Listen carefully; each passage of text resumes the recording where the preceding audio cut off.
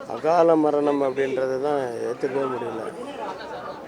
உடம்பு சரியில்லாமல் கொஞ்ச நாள் இதுவாக இருந்து அப்படி இப்படின்னு சொன்னால் கூட மரணம்ன்றது ஏற்றுக்க முடியாது தான். ஆனால் எல்லாருக்கும் நிகழ்வு தான். ஏன்னா நமக்கு தெரிஞ்சவங்க அப்படின்னும் போது ரொம்ப கஷ்டமாக இருக்குது.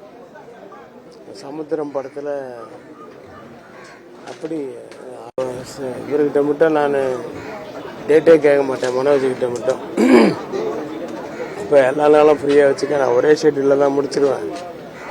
கவுண்டமணி சார் பிஸியாக இருக்கார், அந்த பக்கம் செந்தில் இந்த மாதிரி சரத்குமார் இவங்கெல்லாம் பிஸியாக இருக்கனால இவர்கிட்ட மட்டும் டேட்டே பல்காக வாங்கி வச்சுட்டு அதை ஷூட்டிங் டேஸ் எல்லாம் மறக்கவே முடியாது. அப்போ தான் கர்நாடகாவில் ஒரு பிரச்சனையில் ஒரே அடிதடி நடந்தது. ஸோ அந்த இன்சூரன்ஸ் எல்லாம் நைட்டு பூரா எனக்கு அந்த தாட்ஸ் தான்.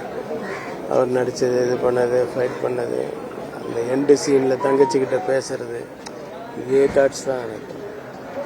ரொம்ப நல்ல ஒரு இது. அந்த படத்தில் அவர் ஷீல்டு வாங்கினார் கமல் சார்கிட்ட.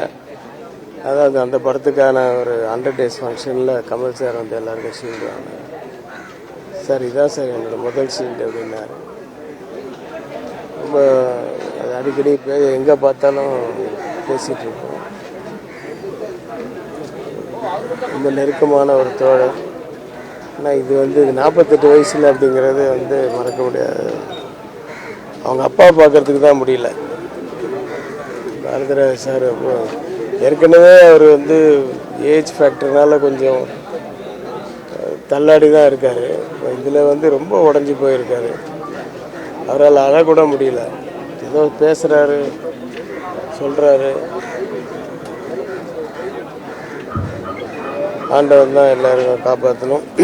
அவருடைய ஆத்மா சாந்தி அடைய இறைவனை வேண்டுகிறேன். நன்றி.